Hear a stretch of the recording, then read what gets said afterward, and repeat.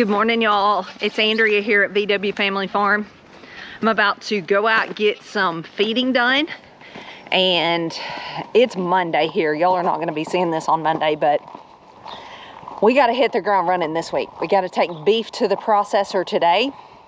Also going to pick up some beef while I'm there, and I have something I want to show you that is going to be very valuable whether or not you sell beef or pork or anything like that, large animal that you're hauling to the processor for people or yourself for meat, or whether you are just a customer that is buying from a local farm. There's a few terms you need to know and just a few important facts you need to know, and I'm gonna walk you through that today.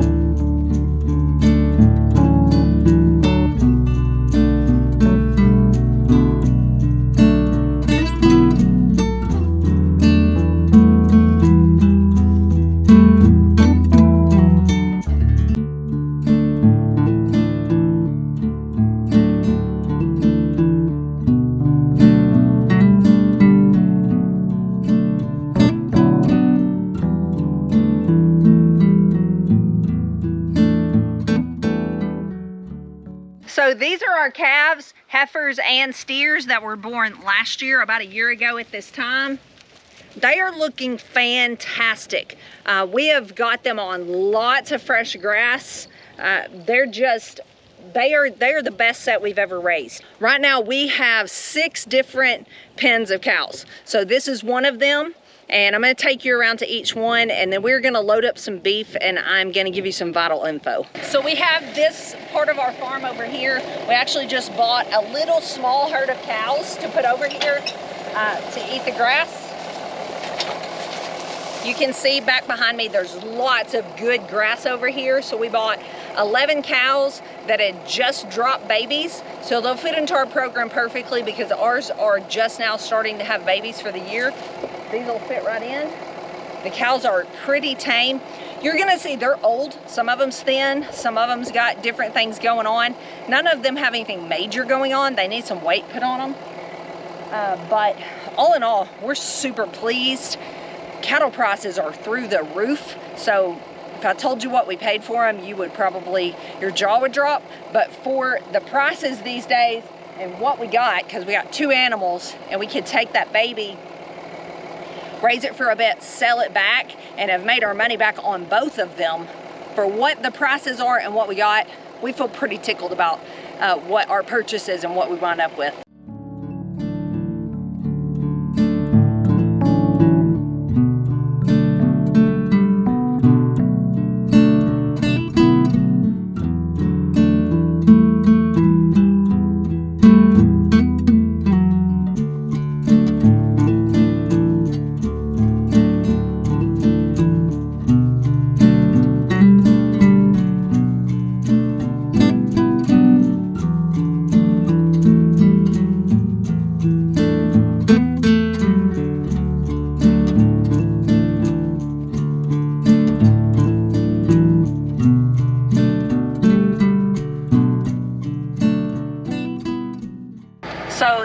pen number 2 or herd number 2. Emily and I don't have as much super physical work like we did in the winter. We're not having to physically feed everyone, but it takes us quite a while, just all this checking. But it's better to check and see a problem early than to put something off and then have a really big problem later that then you can't take care of. So let's go look at the rest of the cows, and then we're gonna get busy loading.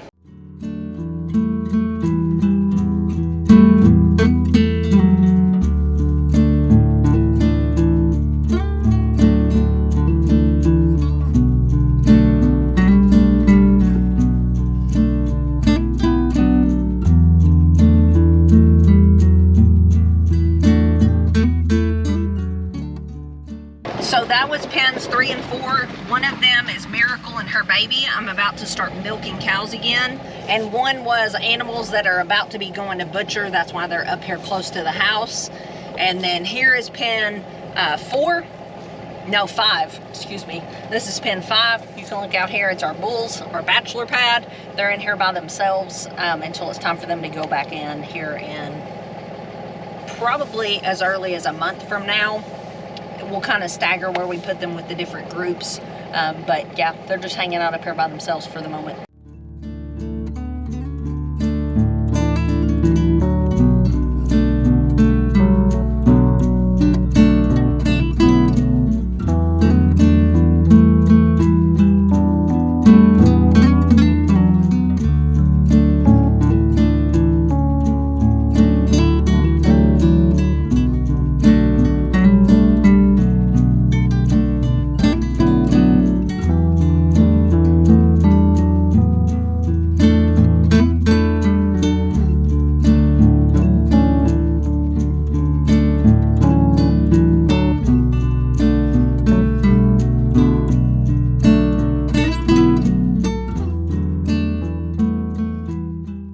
So last thing of the day, that was our big herd. You could see everyone is doing fantastic. We're getting our first calves of the year. I'll be showing you those and kind of showing you some things to do with that. We're doing some new things that we haven't done before as far as registering some of our calves. So that'll be coming up. But today I want to show you this little thing right here. We tried to use it last night and we didn't charge it. So I told Ben I would do this by myself today. And I'm going to show you this because it's so easy.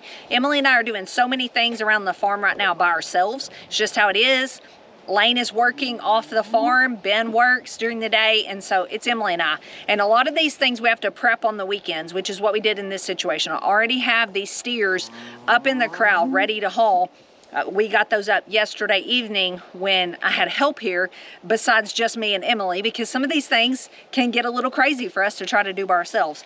But I can do this job. This is a scale, a digital scale.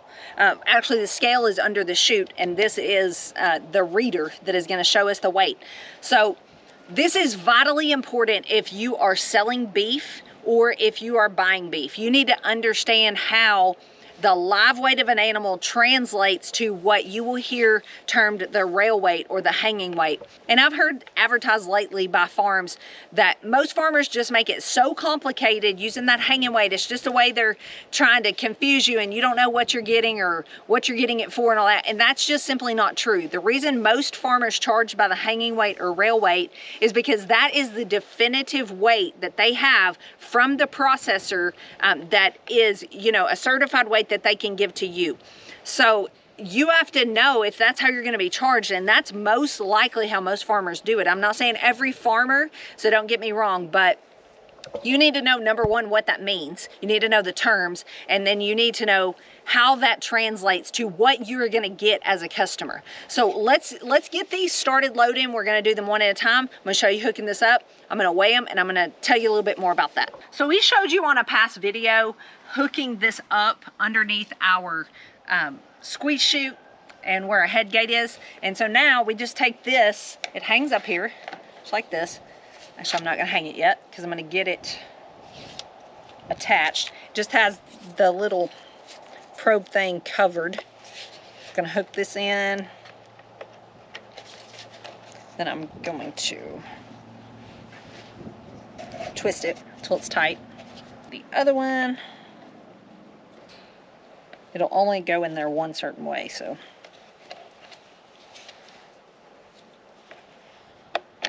Got it. Now we have got this connected to underneath our chute. I'm gonna turn it on, okay? You can see it's zeroed out. If it says a weight on there, you need to zero it out. And this is a very simple one. I believe, correct me if I'm wrong, Ben, but I believe that there's more complicated ones than this. Not complicated, but just they do more things. This is just the basic thing. This is just what we needed. We need to know the weights.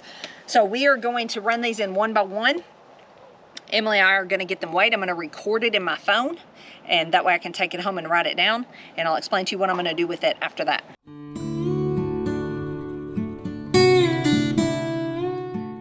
So get a look at these as they go by and see if you can guess what you think their weight is.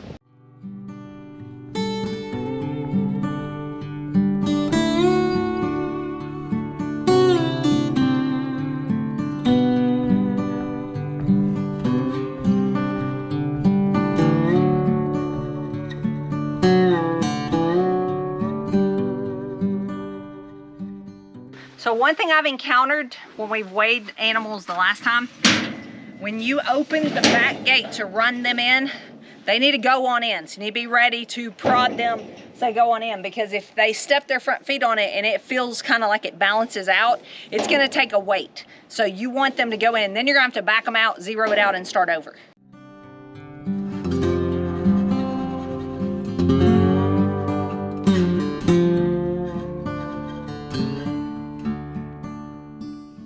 So we got it in there. We had another one in there we had to run out. It leveled out and beeped. The red one weighs 836. So this zeroed itself out.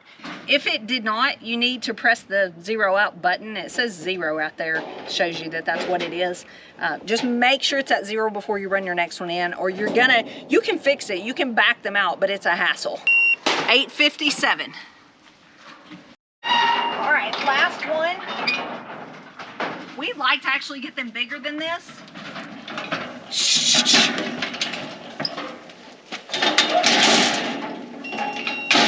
I don't think that's right. We're gonna back him up. But we're gonna make sure it's right. Okay, now it's ready. It's right. It was right. So he's bigger. Let me type that in. Always keep good records. Don't think you're gonna remember.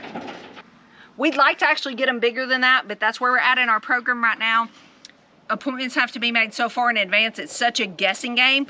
Hopefully over time those things will resolve and get better, but for now, these are the next three that need to go, and this is the weight they're at. So I'm gonna tell you guys in a couple days from now, I'm gonna get the rail weights on these guys. I'm gonna explain to you what is a rail weight and how does that correlate to this live weight. Hey guys, so it has been a couple days. I got the beef hauled to the processor, no problem, and now I've heard back from them. Normally they can give you the rail or the hanging weights normally the same day, but I usually give them a couple days and then I call and find those out. Or if you're on a texting basis with your butcher, you can text them like I do, and then you have it in writing. So let's talk about what is the rail weight. Rail weight is where the hide, hooves, and head have been removed, and the innards and things like that. They're now on the rail or on the hook or hanging. So that's where those terms come from. That's where they hang and age for however amount of time that you tell them, or whatever your butcher's standard process is. So that is where that term comes from. So what we need to talk about, and what you need to know as a, buyer, or whether you are the seller, whether you're the one raising the beef, is from that live weight, how much you're going to lose when you go down to the hanging weight. And then from the hanging weight, that's not going to be your bring home weight, because that is not cut down. You're going to have a lot of bones discarded before you get to the take home weight. So how much are you going to lose again? Those are the things you need to know. So I got the weights on those three that we got the live weight on, did the calculations, and here's how it shakes out. I've done this before, and I've always kind of conservatively guessed that once that you get to the rail weight from the live weight, so once they take off the head, hooves, hide, innards, all that, that you were going to have about 60% less left. You were going to lose about 40%. So I have figured before and came to that conclusion. It was just a round average guess I was making. And then I guessed that from that rail weight down to what the customer would actually bring home would be about the same loss. You would have about 60% of that weight, of the rail weight left, losing 40% again. So how did it shake out when I had all these actual numbers? Because here's what happened. When I delivered those 3 live beef, I picked up and hauled home from the previous month what I had delivered. So now I had those rail weights from the previous month, and I actually had the meat that came home with those. So I had all steps of the process here, if that makes sense. So when it all shook out, the drop from the live weight down to the rail weight was anywhere from like 57 to like 63%. It's going to vary some per animal. And then from the rail weight or the hanging weight of the last ones I took down to the bring home weight, it was also about in the upper 50s, around 60%. So that's a pretty accurate estimate. If you need to know, you can times your live weight by 0.6, which is 60%, and that will give you your estimated rail weight on that animal. Take that number, times it by 0.6, which is 60%, and that will give you the bring home weight on that animal as well. So why would you need to know this? This is the final step to this. In our case, we charge $4.75 per pound rail weight. So what does that mean for you as the consumer? That means whatever that rail weight is $4.75 a pound. Okay, so let's just take a round number, times it by 475 in your calculator. Well, that is not the amount of meat you are going to bring home. So you need to take whatever that 475 per pound times your rail weight is, that number, and you need to divide that out amongst whatever your bring home weight is. So I've just given you the steps to determine your bring home weight. And now you can take that total price and divide that out amongst the pounds that you're bringing home, and you will have how much total you have in your meat per pound. Because here's the deal. Our meat turns out to be about $7.90 per pound when you average it out over the bring home weight. So you're not bringing home meat for $4.75 per pound that you have in your freezer. I hope that makes sense to you guys. And if farmers are not honest with you about this, shame on them. But you also have the responsibility as the buyer to educate yourself on how this is working as well. So $7.90 per pound is what ours shakes out to be after you pay the $4.75 per pound rail weight. That means $7.90 per pound for your cheapest cuts, whatever those are, maybe your ground, maybe your stew meat, whatever that is, all the way up to your fillets are $7.90 per pound. So it really does work out really well to buy beef in bulk from a farmer, but you do have to know what you're talking about going into it. I hope that helps you guys. Hope it makes sense. I really don't know any other simpler way to explain it, so I hope that makes sense. If it didn't, go back and watch where I'm explaining this right now. Pick out some round numbers. Assign your live weight of your animal as 1,000 pounds and go from there. Because you times 1,000 pound animal times 60%, it's 600 pounds. And then times that by 60% and you've got the bring home weight of your animal. And times that all by the rail weight times price per pound that your farmer might be choosing or using, And then you have some info to go on and a starting place to see, hey, do I have the money to do this right now? Do I need to save up for a bit? Or whatever the case may be. I'll see you guys later. Thank you for watching. I appreciate y'all. If you have any questions or I can help you in any way, drop that down below. And I'll see you guys on the next one. Thanks for watching and God bless.